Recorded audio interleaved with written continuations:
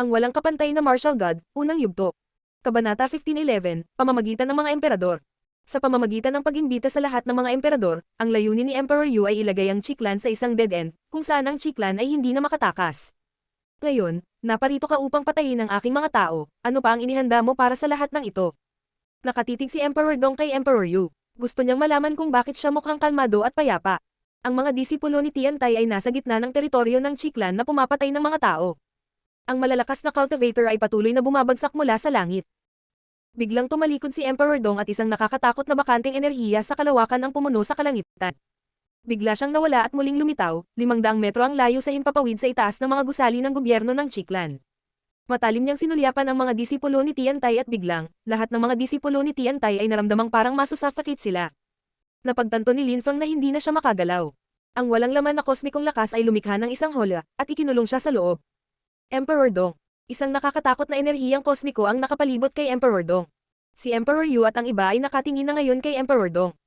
Emperor Dong, pag-isipan mong mabuti bago ka gumawa ng anuman. Kung aatake ka, wawasakin namin ng buo ang Chiklan. Malamig na sabi ni Emperor Yu. Tila mababaliw si Emperor Dong nang sabihin niya. Maaasar ka o mamamatay ka dito. Sabi ni Emperor Dong sa lahat ng miyembro ng Tiantai. May impresyon si Lin Feng na siya ay mamamatay, na parang may kamay na humawak sa kanyang lalamunan. Sige, alis na kami. Sabi ni Emperor Yu. Nagulat si Lin Feng at ang iba pa, umalis. Sigurado ka ba? Tanong ni Emperor Dong, medyo nagulat. Tiyak, hayaan mo na sila at aalis na tayo. Sabi ni Emperor Yu. Sige, asar ka ngayon. Sabi ni Emperor Dong. Nakipagkamay siya at itinapon si Lin Feng at ang iba pa. Kahit na hindi niya direktang inatake si Lin Feng at ang iba pa, ang kanyang cosmic energies ay nakakatakot pa rin. Inihagis niya silang lahat ng daan-daang metro ang layo. Biz. Isang silhouette ang bumaba mula sa langit at damapo sa harap ni Emperor Dong. Agad niyang inilabas ang nakakatakot na cosmic energies at ikinulong si Emperor Dong sa isang hola. Anong pakiramdam? Tanong ng ama ni Emperor Wen. Ang ama ni Emperor Wen ay isa ring katamtamang antas na emperador. Nakipaglaban na siya sa isang medium-level na emperor sa panahon ng piging sa Qi Empire, ngunit noon ang medium-level na emperor ay miyembro ng Imperial Assassin Union. Sa pagkakataong ito ang pinuno ng Qi Empire, si Emperor Dong. Anong ginagawa mo, buddy? Tanong ni Emperor Dong sa mahinahon at tahimik na paraan. Ang ama ni Emperor Wen ay ngumiti sa isang malalim at makabuluhang paraan at sinabi. Emperor Yu, maaari ba tayong umatake? Sige. Sabi ni Emperor Yu na tumatango. Itinaas niya ang kanyang mga kamay at lumitaw ang dalawang naglalakihang kamay sa langit. Siya condensed cosmic energies sa isang hindi kapani-paniwalang bilis.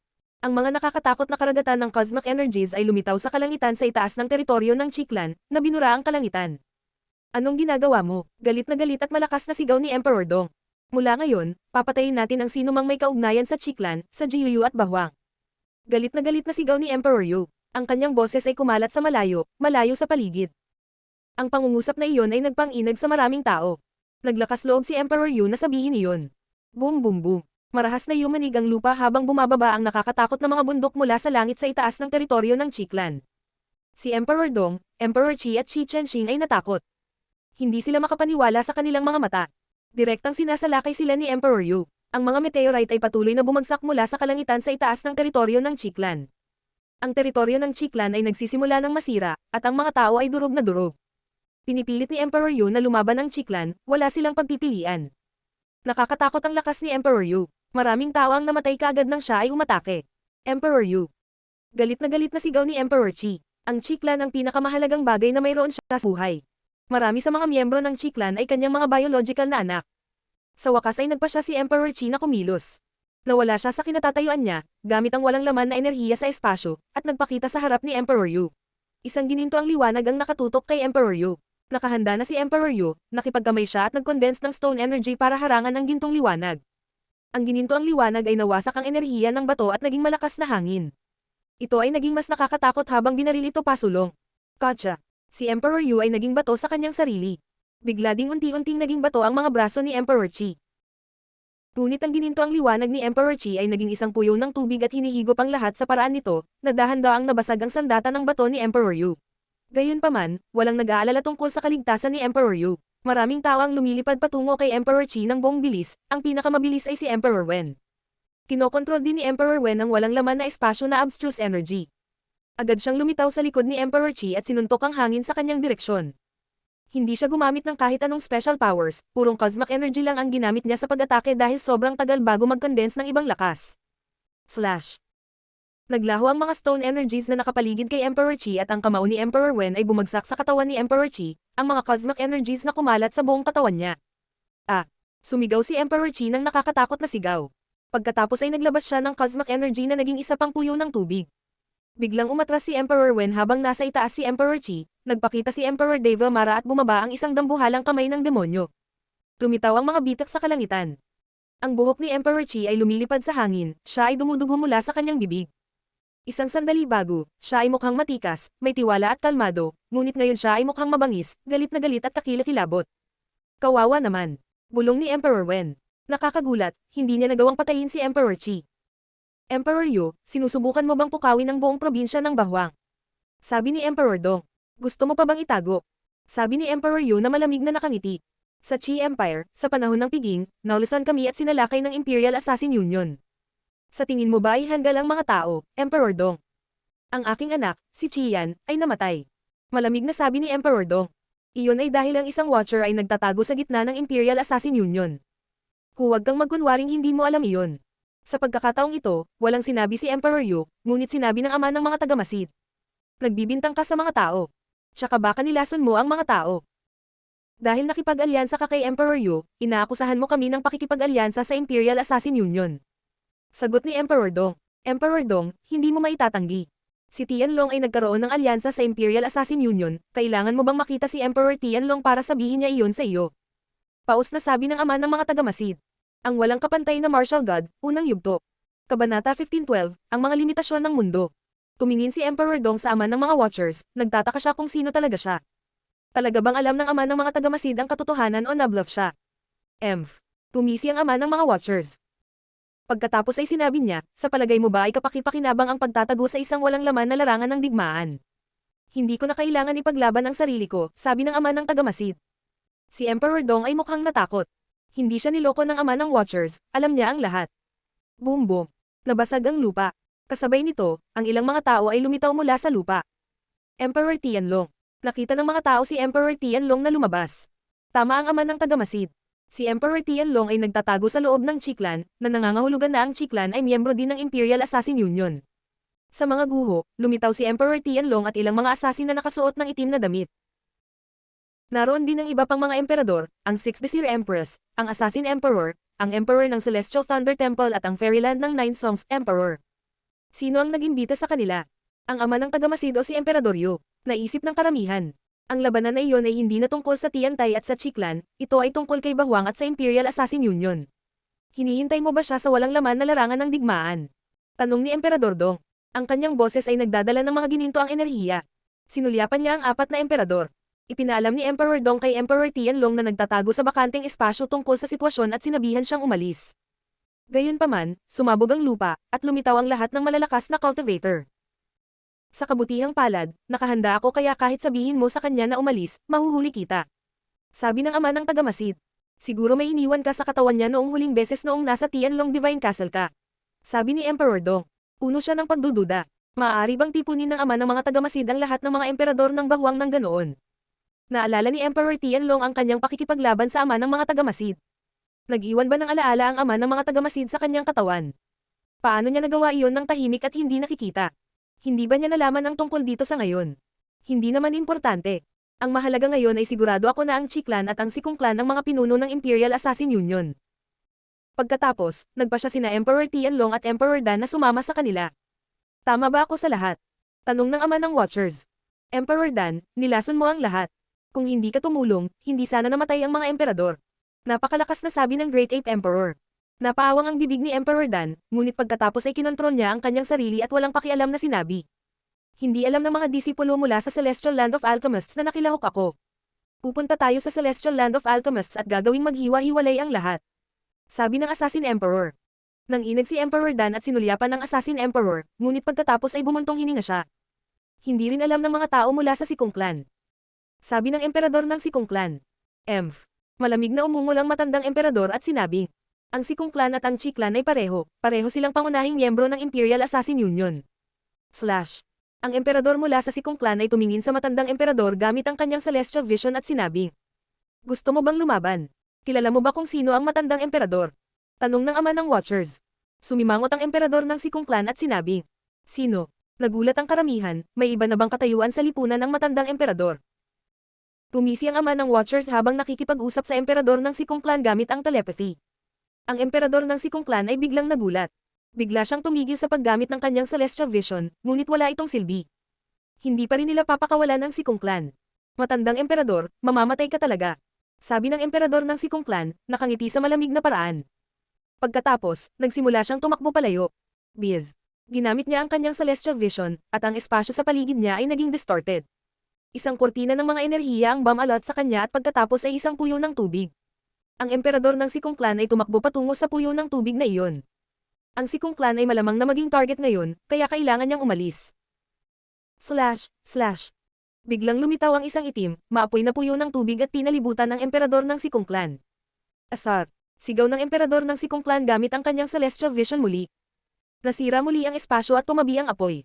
Gayunpaman, dalawang malademonyong mata ang lumitaw mula sa loob ng puyo ng tubig, na pumipilit sa kanya pabalik. Ginamit ng emperador ng Sikong Clan ang kanyang mga kamay upang takpan ang kanyang mga mata, na nakaramdam ng sobrang sakit. Tapos sinigawan niya yung nasa puyo ng tubig. "Sino kang bastos ka? Labas." Isa pang emperador. Ang mga tao ay namangha. Sino pa kaya ang nandoon? Ang emperador ng Sikong Clan ay isang katamtamang antas na emperador, ngunit nakakagulat na may nanakit sa kanya. "Ang iyong anak ay pinatay sa piging sa Qi Empire, pinatay siya ng mga tagamasid kung naaalala mo. Hindi mo ba siya gustong ipagiganti? Bakit gusto mong umalis?" Paus na tanong ng ama ng Watchers. Nasasaktan siya sa kaibuturan ng mga salitang iyon. Hindi niya nagawang iligtas si Emperor Sikong. "Brother, aalis na ba talaga tayo?" Tanong ni Rooexi kay Mochen. "Nagmamadali kami. Ayaw mo bang umalis?" Tanong ni Mochen kay Rooexi, nakangiting walang pakialam. Tumilipad pa rin sila sa direksyon ni Zuri. Ang araw ay sumisikat sa kanila, at ito ay nakaramdam ng init. Naramdaman ni Linfang na papalapit ng papalapit ang araw. Alam niyang aalis siya sa maliit na mundong iyon maya-maya, ngunit ito ay biglaang ngayon. Sila ay tumataas ng pataas, tulad ng araw na si Yandy ay lumabas mula sa maliit na mundo, ang mga enerhiya ay maganda. Tumingon minsan si Linfang. Sa pagkakataong ito, alam niyang aalis na sila ng totoo sa maliit na mundo. Pupunta sila sa totoong mundo. Napatingin si Mochen sa lahat. Ang puwersa ni Mochen ay pinarami na ng 1,000, kaya't nagtataka si Linfang kung bakit hindi pa rin nakakalusot si Mochen sa Huangqi layer. Sa wakas, lumitaw ang isang maaraw na kastilyo, at ito ay napakainit. Pinrotektahan sila ni Mochen, si Fangzuan at ang ilan sa mga mahihinang cultivator ay namatay sana kung hindi. Ang walang kapantay na martial god, unang yugto. Kabanata 1513, Pagbagsak ng dalawang emperador. "Pumasok na tayo sa loob," sabi ni Mochen, dinala ang lahat sa sinaunang kastilyo. Ang araw ba na iyon ang daan patungo sa banal na lungsod? Naisip ni Linfang at ng iba pa, may isang rebulto na parang estatwa ng messenger. Nagmukha pa itong buhay. "Kamahalan ng mensahero," sigaw ni Mochen sa rebulto. Umalangaw ang boses niya sa dingding ng kastilyo. Biglang gumalaw ang estatwa. Naghihintay si Mochen na may mangyari. Ilang sandali pa, may ilang ilaw na nasilaw. Naging maliwanag ang rebulto ng mensahero nang may lumitaw na sigla sa loob nito. Nang matapos itong gumalaw, nawala ang nakakasilaw na mga ilaw. Kamahalan ng mensahero. Yumuko si Mochen sa harap ng mensahero. Nais nilang pumunta sa banal na lungsod, kaya kinailangan nilang bigyan siya ng mukha at kumilos ng magalang. "Anong gusto mo?" tanong ng rebulto. Si Linfang at ang iba ay hindi nasisiyahan sa kanyang kilos. Dahil nandoon sila, ano pa ba ang gusto nila? "Kamahalan ng mensahero, dumating kami na may mga buto ng tadhana, gusto naming pumunta sa banal na lungsod. Pwede mo ba kaming palampasin, maaari po ba?" tanong ni Mochen. Hindi niya ipinakita kung gaano siya hindi nasisiyahan. "Wala akong oras ngayon. Sa ibang araw." Matigas na sabi ng sugo. "Kamahalan ng mensahero, nagmamadali kami. Pabayaan mo na kami." Mahinahong sabi ni Mochen. "Sabi ko bumalik ka sa ibang araw." Malamig na sabi ng sugo. Lahat ay namangha, kahit galit na galit. "Kamahalan ng mensahero, ikaw ang tagapagtanggol ng koridor na iyon, dapat kang manatiling responsable," sabi ni Mochen. Tapos, may biglang sumulpot sa harapan niya. Ito ay ang mensahero mismo. Naglabas ang mensahero ng malamig na chi. "Wala akong oras ngayon, kaya umalis ka." Isang malakas na hangin ang hamampal sa katawan ng lahat habang sila ay itinulak paatras. Isang nakakatakot na lakas ang nagpahirap sa kanila, ngunit gumamit si Mochen ng puwersa para protektahan ang kanyang mga kaibigan. Ang mensahero ay ngumiti lamang ng walang pakialam at sinabi, "Sa susunod na darating ka, bantayan mo ang iyong mga salita." Pagkatapos, bumalik siya sa rebulto ng kanyang sarili at nawala ang kanyang chi.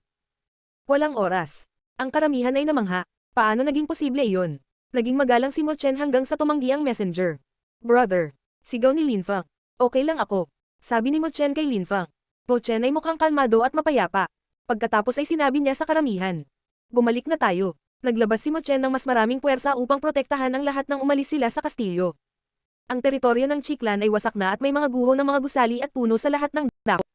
Si Emperor Dong, ang emperador ng Sikong Clan, ang ama ni Emperor Wen at ang matandang emperador ng Celestial Palace of the Immortals ay natapos na ang kanilang dakilang digmaan at wala na. Si Emperor Qi ang pinakamabilis sa kanyang walang laman na space energy, kaya nang si Emperor Dong at ang iba pa ay lumaban, nagsimula na siyang tumakas. Si Emperor Tianlong ay naging isang dragon.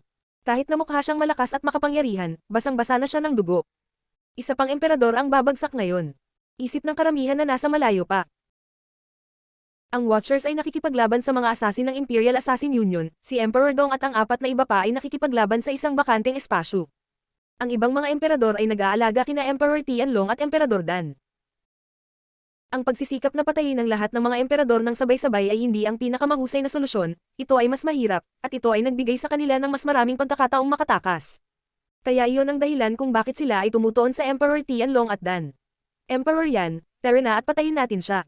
Sabi ng Great Ape Emperor sa Daoist Monghe, Yandi. Tawagin mo akong Yandi. Sigaw ni Yandi. Ang Great Ape Emperor ay inilibot ang kanyang mga mata at sinabing, sige, Yandi, sabay tayong umatake. Hindi niya kakayanin ang mga pag-atake natin kung gagawin natin. Gumamit si Emperor Tianlong ng isang misteryosong cosmic energy matapos maging isang dragon na lalong nagpaganda sa kanyang mga depensa. Napapaligiran siya ni Emperor Wen, ang Great Ape Emperor, Yandi at Emperor Yu. Tinataka ni Emperor Wen ang espasyo, kaya hindi nakatakas si Emperor Tianlong. Hindi bababasa, ang Assassin Emperor, ang Sixth Osiris Emperor, ang Emperador ng Celestial Thunder Temple at ang iba pa ay nakikipaglaban kay Emperor Dan. Si Emperor Dan ay nagkaroon ng mahiwagang pag-atake, kabilang ang mga uri ng pag-atake ng pagkalason. Sa harap ng napakalakas na hukbo, walang magawa sina Emperor Dan at Emperor Tianlong. Biz. Nagsimulang umatake ang Great Ape Emperor gamit ang kanyang napakalaking kahoy na patpat. Lakas, Gigantic Destruction Rod Spell, langit na mapanirang lakas. Itinaas ni Emperor Tianlong ang kanyang ulo at sumigaw.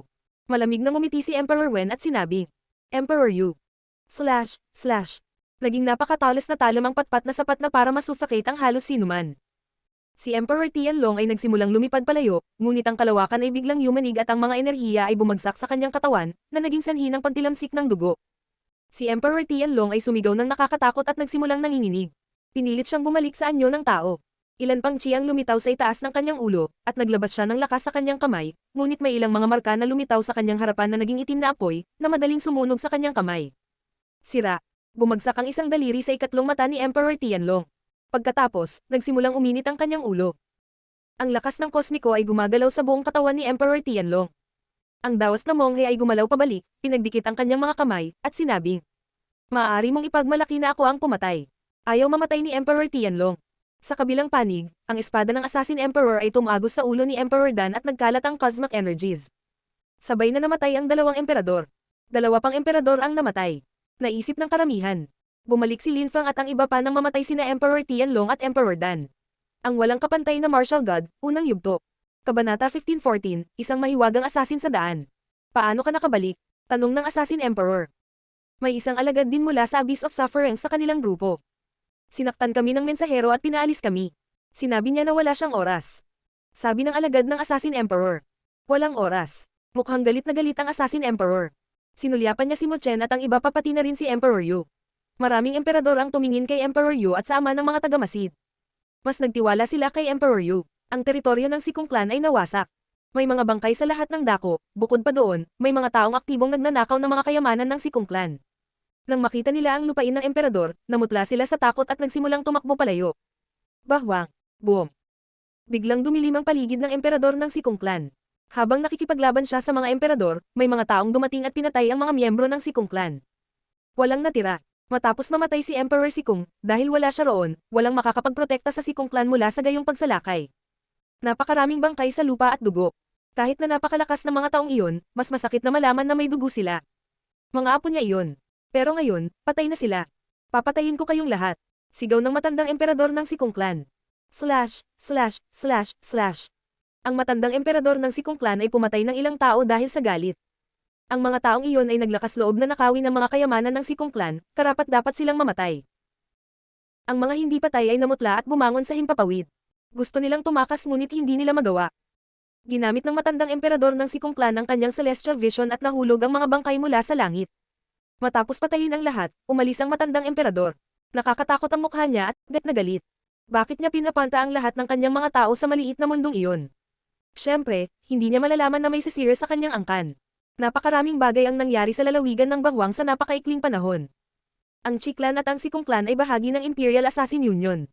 Bukod dito, sina Emperor Tianlong at Emperor Dan ay sumama sa kanila kalaunan at namatay dahil dito. Nawasak ang Sikong Clan, pinatay ang lahat ng mga tao nito. Ang Celestial Land ng Emperador ng Alchemist ay patay na, kaya nagkahiwa-hiwalay ang mga alagad nito. Marami sa kanilang mga alchemy spells ay napunta sa mga kamay ng mga magnanakaw. Ang ilang masasamang cultivator ay inagaw din ng ilan sa mga napakagandang babae. Dahil kay Emperor Dan, ang Celestial Land of Alchemists ay nabura sa mapa. Sa silangang bahagi ng Bahwang, sa Zuri City, isang binata ang mabagal na naglalakad sa maraming tao. Ordinaryo lang ang itsura niya maliban sa nakasuot siya ng itim na balabal at itim ang mga mata. Napakaraming tao ang pumunta sa Bahwang. Isip ni Lin Fang. Nagsuot siya ng maskara at pinagmamasdan ng mga guho ng Chi Clan. Tumingin siya sa paligid at nakitang maraming kabataan, ngunit hindi kapanipaniwala ang kanilang chi. Kinilala ni Lin Fang ang ilang kabataan mula sa banal na lungsod, halimbawa, si Zhou Tianruo. Katabi niya ang isang lalaki na nakasuot ng gintong robe. Brother, sa pagbabalik natin, masigasig akong magsasanay ng cultivation at makapasok sa Huang Chi Layer. Sabi ni Zhou Tianruo nang may kumpiyansa. Nabalitaan ng kanyang kapatid na siya ay natalo ng isang cultivator ng ika-6 na layer ng Zunchi, na isang kahihiyan sa kanilang pamilya. Kaya ngayon, gusto siyang turuan ng kanyang brother ng leksyon.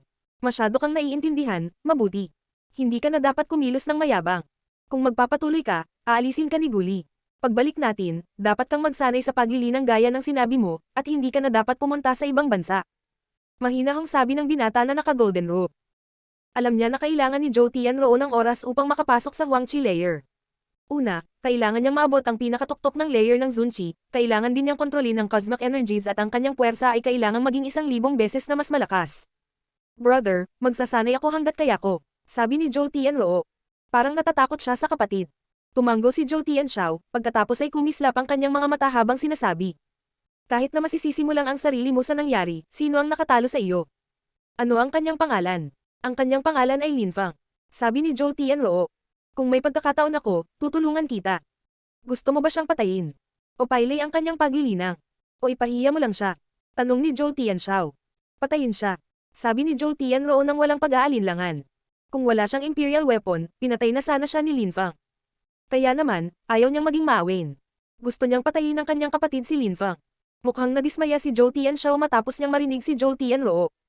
Inaasahan niyang sasabihin sa kanya ni Zhou Tianruo na hindi niya kailangan ng anumang tulong, umaasa siyang lalaban si Zhou Tianruo kay Lin Fang nang mag-isa sa hinaharap. Pero syempre, kahit nadismaya siya ay tumanggo siya. Tutulungan niya ang kanyang kapatid. Hindi nila sinubukang maging maingat, narinig pa nga sila ni Lin Fang sa di kalayuan. Parang malakas siya, pero hindi ko alam kung gaano siya kalakas. Baka isa siyang cultivator sa pinakatuktok ng layer ng Zunchi, isip ni Lin Fang. Dahan-dahan siyang tumalikod at naglakad patungo sa Zuri City. Ang Chi Clan ay hindi na naninirahan sa Zuri City, kaya mas maraming tao ang bumibisita ngayon. Kailangan nating hintayin ang balita ni Mo Chen. Iniisip ko kung kailan niya ako hahanapin. Isip ni Lin Fang. Dahil pinalayas sila ng mensahero, ang pag-alis kay Bahwang ay magiging mahirap. Kahit na may mga buto ng kapalaran, tumanggi siyang pabayaan ang mga ito. Mabagal na naglalakad si Lin Fang, mukhang nag-iisip. Gayunpaman, sa sandaling iyon, naramdaman niya ang mga enerhiya na pumapalibot sa kanya. Napilitan si Lin Fang na huminto dahil ang lakas na iyon ay puwersang pinarami ng 1,000. Sino yan? Isip ni Lin Fang. Naging itim ang kanyang mga mata habang nakatitig sa isang cultivator na nasa pinakatuktok ng layer ng Zunchi. Ang walang kapantay na martial god, unang yugto. Kabanata 15:15, ang kakaibang karanasan ni Lin Fang. Ang mga enerhiya ay nakapalibot sa kanya, ngunit siya ay may isang walang laman na robe sa kalawakan. Bigla siyang nawala at muling lumitaw, 1,000 metro ang layo. Gayunpaman, nagulat si Lin Fang dahil kahit siya ay nasa malayo, ang mga enerhiya ay nakapaligid pa rin sa kanyang katawan. Kasabay nito, ang mga enerhiya ay papalapit ng papalapit. Iniisip ni Lin Fang kung ito ang una o ang pangalawang mamamatay tao.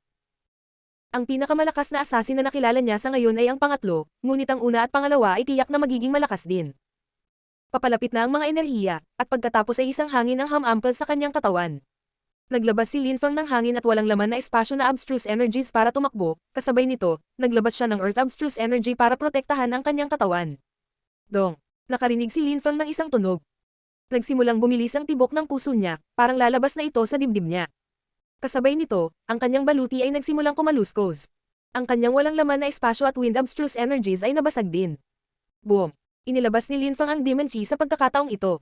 Naglabas din siya ng puwersa na pinarami ng 600. Dong!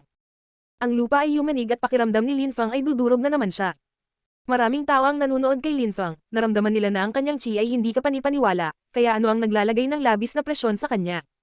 Hindi nila ito makita, ngunit si Linfang ay pinagpapawisan. Dong! Bumibilis ang tibok ng puso ni Linfang, natatakot na madudurog siya ng buhay. Boom! Tumalon si Linfang at naglabas ng chi. Pagkatapos, unti-unting naging itim ang katawan ni Linfang. Ang kanyang itim na mga mata ay napuno ng malalim na kadiliman. Kapag nilainggan niya ang paligid, iiwas ang tingin ng mga tao sa kanya. Ang agresibo chi. Sino ang maaaring umatake sa isang malakas na cultivator? Naisip ng karamihan. Demonic chi, uri ng cultivation ni Emperor Wu Tianjian, itim na mga mata, si Linfang. Biglang may sumigaw. Talaga, si Linfang iyon. Naisip ng karamihan. May gustong pumatay kay Linfang. Hindi mo ako matatalo. Sabi ng isang boses sa utak Linfang. Sinusubukan ng taong iyon na sirain ang kumpiyansa ni Linfang. Slash, slash. Ang lakas ng espada ay nasira ang espasyo sa paligid niya. Ang mga tao ay lumayo, sa takot na sila ay mahuli sa labanan. Patay ka na sa akin. Sabi ng isang boses. Ang mukha ni Linfang ay naging pangit. Naglabas siya ng enerhiya, ngunit hindi niya napigilan ang pag-atake. Isang hakbang pa at baka mamatay na siya. Mamamatay na ba siya? Hindi niya alam kung sino ang umatake sa kanya. Biglang nalungkot at desperado si Linfang. Matagal na siyang hindi nakakaramdam ng ganoon. Hindi, nasa akin pa rin ang palasyo ng Jade Emperor. Isip ni Linfang. Hindi niya kayang sumuko dahil ayaw niyang mamatay, marami pa siyang dapat gawin at nagkaroon siya ng magandang pamilya. Asar kayong lahat. Sigaw ni Linfang na galit na lumilingon sa mga tao. Nagulat ang mga tao, ngunit marami sa kanila ang nagtakbuhan. Biglang tumalikod si Linfang, tumalon pasulong, pinakawalan ng pinakamaraming demon at sword chi hanggat kaya niya. Nasira ang lahat ng mga gusali sa paligid. Mamatay. Sabi ng malamig na boses. Namutla ang kanyang mukha. Nasaan ang assassin? Sa likod niya. Labas. Sigaw ni Linfang na parang demonyo. Isang napakalaking kamay ang namuo sa langit at lumipat patungo kay Linfang. Kahit na ilabas niya ang palasyo ng Jade Emperor, mamamatay siya, hindi niya matakasan ang pag-ataking iyon. Art. Ang mga enerhiya ng demonyo ay gamulong sa mga alon at isang demonyong hari ang lumitaw sa kanyang likuran. Nagbabago ang malademonyong determinasyon ni Linfang. Nag-level up na siya. Ang daming tao sa di kalayuan ay namangha. Katatapos lang ni Linfang sa ikapitong layer ng Zunchi sa napakadelikadong sitwasyon. Gayunpaman, hindi pa rin napigilan ni Linfang ang mga lakas na iyon. Ang pagpasok sa ikapitong layer ng Zunchi at ang pagkamatay pagkalipas ng ilang minuto ay magiging mas trahedya. Siya yun. Nakita ni Linfang si Zhou Tianruo at ang kanyang kapatid sa di kalayuan. Brother, siya na, patayin siya. Biglang sabi ni Zhou Tianxiao. Sumimangot si Zhou Tianxiao. Mukhang nasa panganib si Linfang kaya walang silbi ang pag-atake sa kanya. Laming-galinga siya sa paligid ngunit hindi niya makita kung sino ang umaatake kay Linfang. Biz. Sa sandaling iyon, may lumitaw sa karamihan at tumakbo patungo kay Linfang. Titig na titig si Zhou Tianxiao sa kanya. Pagkatapos ay may lumipad sa harap ni Linfang, hinawakan siya, at nagsimulang umalis. Naintriga ang karamihan. Napatulala si Zhou Tianxiao, ngunit bigla siyang may naisip at hinabol sila. Pagkalipas ng ilang segundo, si Zhou Tianxiao ay nag-iisa sa langit. Hindi niya nagawang maabyutan ang mga ito. Dumating si Zhou Tianruo sa likuran at sinabing, Brother, ano ang nangyayari? Umiling si Zhou Tianxiao, hindi rin niya maintindihan. Hindi rin maintindihan ni Linfang. Nakarating sila sa isang bulubundukin bago siya ibinaba ng tao. Tumiti siya ng pilit at umiling. Brother, tinakat mo ako hanggang sa mamatay. Napansin ko na ang iyong cultivation ay natigil sa tuktok ng ika-6 na layer ng Zunchi, kaya kailangan kitang tulungan. Ang lakas ng assassin na naramdaman ni Linfang ay kay Mo Chen. Salamat sa iyo kapatid na lalaki. Sabi ni Linfang. Sa bandang huli, masaya siya. Hindi mo kailangang magpasalamat sa akin, nag-level up ka dahil sa sarili mong kakayahan. Ginabayan lang kita ng kaunti. Nakangiting sabi ni Mo Chen. Ang ilang swerte at determinasyon ay kinailangan para makapasok si Linfang sa ikapitong layer ng Zunchi. Alam ni Mo Chen kung gaano kahirap ang makaalis sa isang tiyak na antas. Sinubukan ni Mo Chen na tulungan si Linfang at ito ay gumana. Malayo pa ang lalakbayin ni Linfang.